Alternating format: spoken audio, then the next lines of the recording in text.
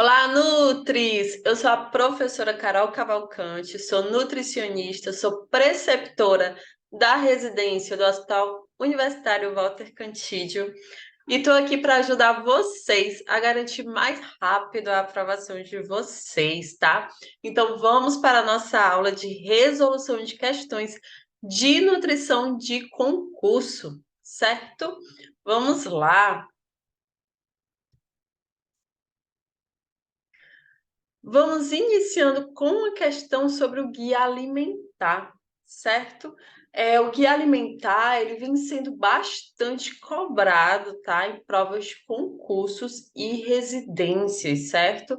Por ser aí um guia, né, que vai ajudar a população, né, a ter uma certa autorresponsabilidade com sua própria alimentação, certo? Então, vai ajudar a população a ter uma certa autonomia com a sua alimentação, tá? Então, vem sendo bastante cobrado pelo fato dos profissionais de saúde, né, também ter esse conhecimento e conseguir passar, então, para os brasileiros, certo? Então, vamos lá.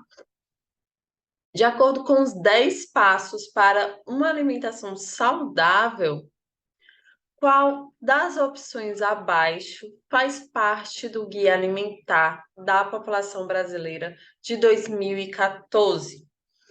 Item A: diminuir o consumo de alimentos minimamente processados.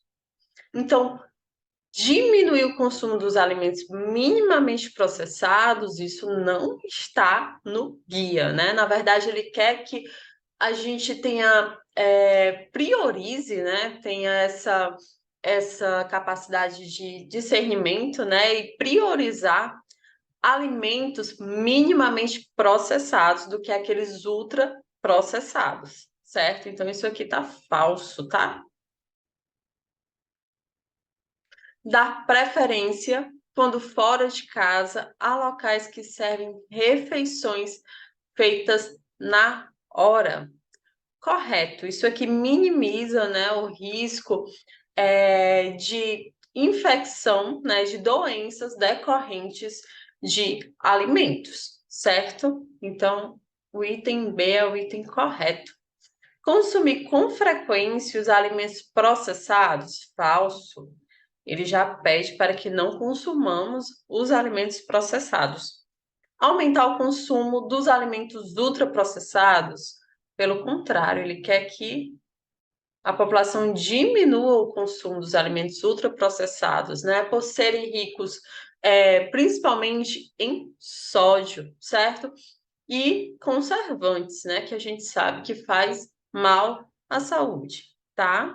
Assim como o nitrito nitrato, que é um bem comum, né? Que encontra-se na salsicha e que é cancerígeno, tá?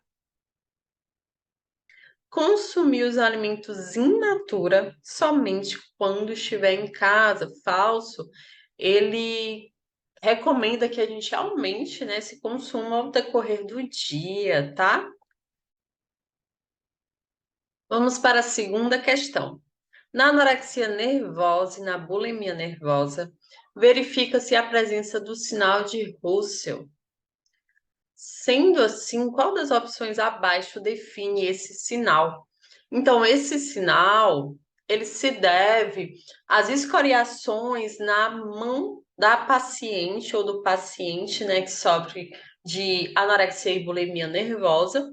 E essas lesões se dá pelo fato de provocar, né, de induzir o vômito, certo? Então, a ação de induzir o vômito leva ao dorso da mão, né, algumas escoriações, algumas feridas que é possível analisar nesses pacientes, tá? E é possível, né, através dessas feridas, dessas lesões, subtender-se, né, ou verificar, né, de uma forma mais aprofundada se esse paciente, né, faz purgação, né?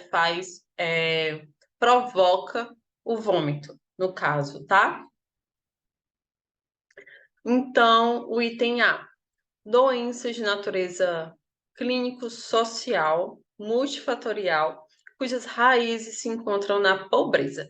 Na verdade, aqui mesmo fala que é um sinal e não uma doença, certo? Então é interessante sempre a gente prestar atenção, né, no enunciado da questão, porque ele já traz, né, alguns pontos ali que a gente pode descartar alguns itens, tá? Aqui ele fala que é uma doença, entretanto, a gente está conversando, né, sobre um sinal, tá? Um sinal decorrente de uma doença que aqui também nos traz, certo? Anormalidades na formação da placa epifisária de crescimento, com áreas não mineralizadas, desorganização da arquitetura celular e retardo na maturação óssea. Não, aqui ele enfeitou bastante, né? Que é para deixar o candidato um pouco inseguro, tá? Item C. Calosidade no dorso da mão, pela lesão da pele com os dentes ao provocar o vômito. Eritema do palato, faringe e gengiva e alterações dentárias, como erosão do esmalte dentário. Correto, certo?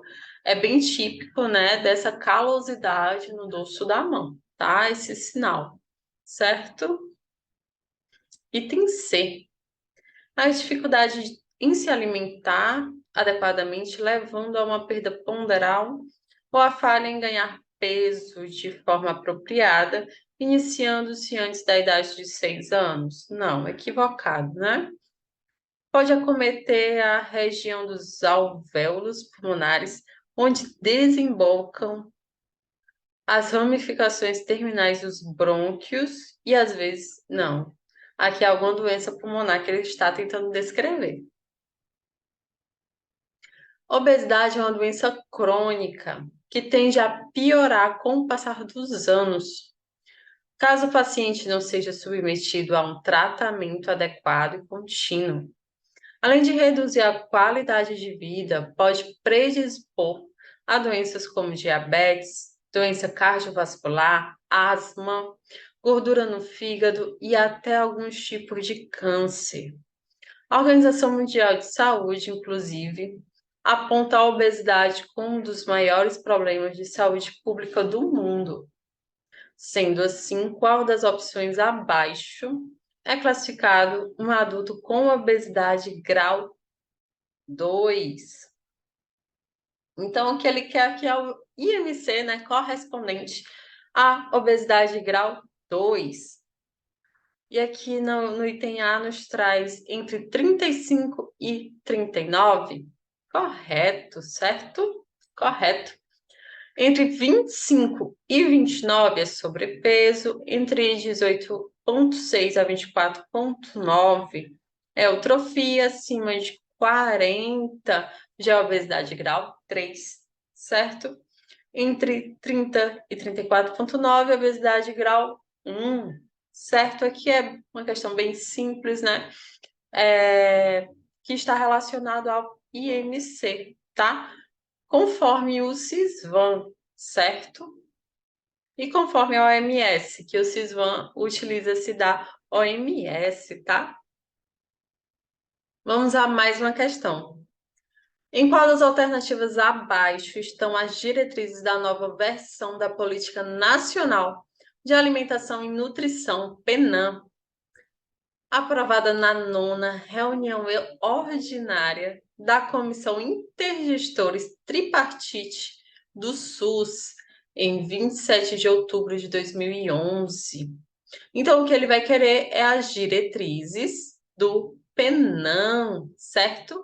Ele deixou isso aqui, né, para dar uma animada aí na questão, certo? Mas o que ele quer são as diretrizes do PENAM, tá? Item A. Organização da atenção nutricional. Correto. Organização da atenção nutricional.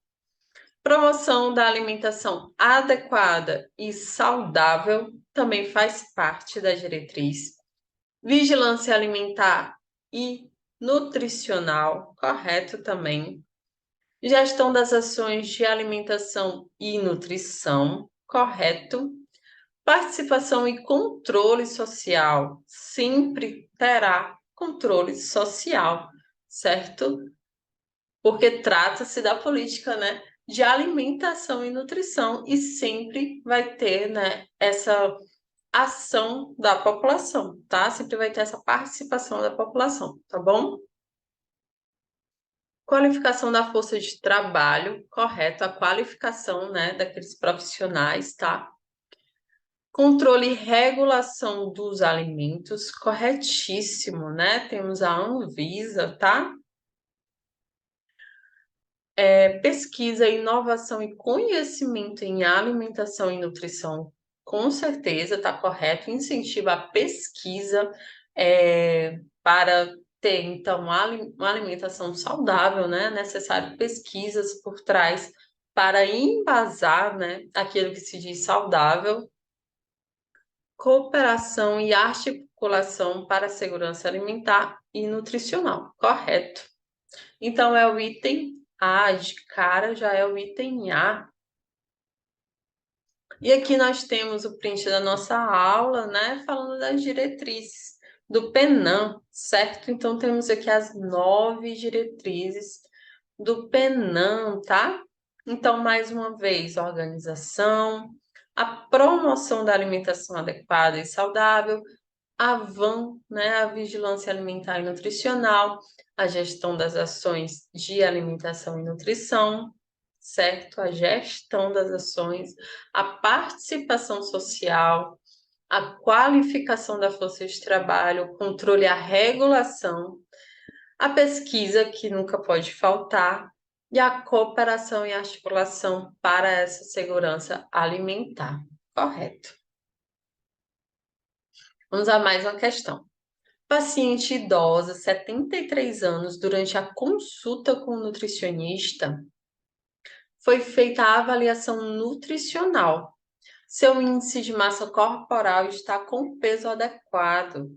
Com base nessa informação, podemos classificar eutrofia no idoso. Então, o que ele quer é o IMC do idoso de eutrofia, certo? Então, conforme o CISVAM, o IMC de eutrofia do idoso é de 22 a 27 kg por metro quadrado, tá bom? 22 a 27, tá? Esse é a eutrofia.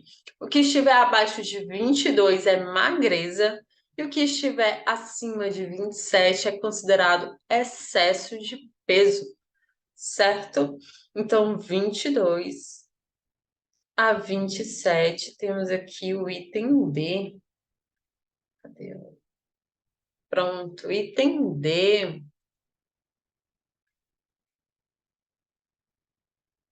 Vamos a mais uma questão.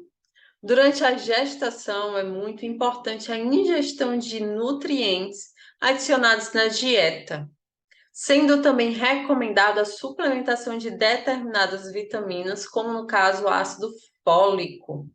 De acordo com essa informação, podemos afirmar que então, ele está falando aqui o que a falta, né, do ácido fólico pode causar nessa criança ou então na gestante, né? Então, ele está aqui focando no ácido fólico, certo?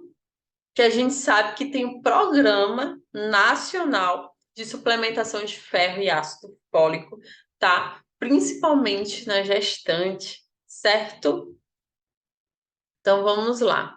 Item A. Ajuda a evitar alterações na tolerância da glicose e predisposição à diabetes gestacional. Não, esse não é o principal papel, né, do ácido fólico, tá?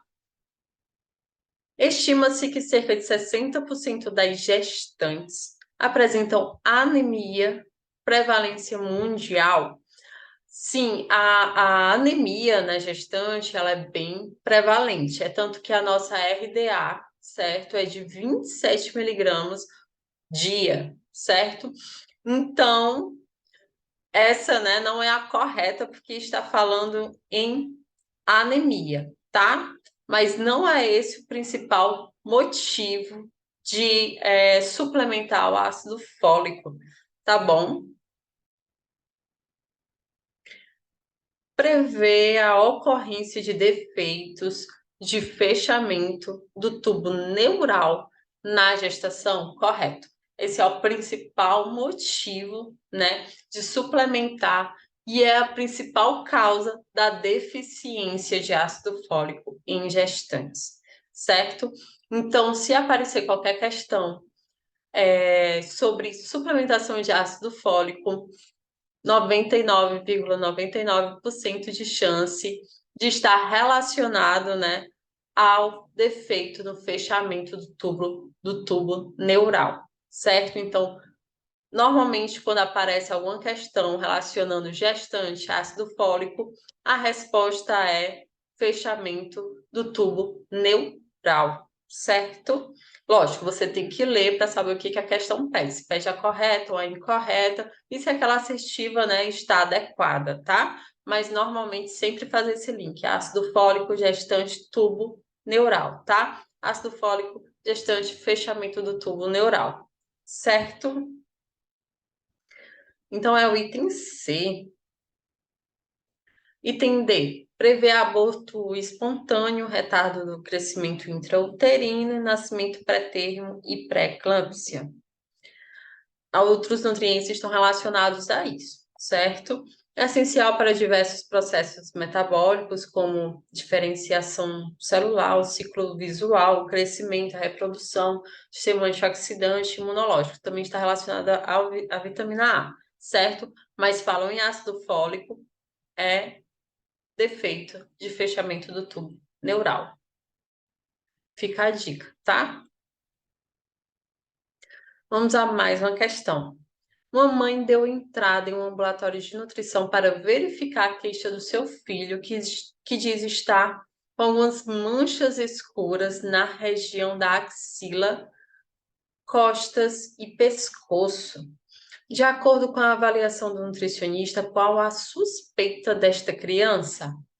Intolerância à lactose? Não, normalmente a intolerância vai dar diarreia, certo? Diarreia, vômitos ou então a constipação, tá? Pode causar o aumento, né, do abdômen, ali uma distensão abdominal, certo? Mas não é normalmente ali os sinais de intolerância à lactose, certo? Manchas escuras não é sinal de intolerância à lactose. Doença celíaca também não é sinal de intolerância à lactose, certo? Doença celíaca também vai provocar sintomas no trato gastrointestinal. Intolerância ao glúten, da mesma forma, né, que a doença celíaca também não vai formar manchas escuras no corpo dessa criança, tá bom? Acantose, sim, é a acantose, tá? O nome disso é acantose, quando já tem ali uma resistência à insulina, vai formando essas manchas escuras, né? Nessas regiões mais que formam algumas dobras, certo? Como a região da axila, das costas e pescoço, certo? Então é isso, acantose tem D. Nefropatia. A nefropatia normalmente ela vai ter como sinais alteração urinária, certo? Ou então inchaços, alteração na diurese, né? Como uma diurese muito espumosa, que isso está relacionado à perda de proteína na urina, ok? Edemas, certo? Que também vai estar ali relacionado a nefropatias, tá bom? É mais nesses sinais, tá? Então, gente, é isso. Agradeço muito aí a companhia de vocês, tá? E todas as terças e quintas estamos aqui dando essa aula para ajudar vocês cada vez mais, né, a chegar mais perto, mais rápido da aprovação de vocês, certo? Então foi um prazer, até a próxima, beijo e tchau. E vão me visitar também lá no Insta, tá? @foco.nutricão.concurso. Tchau!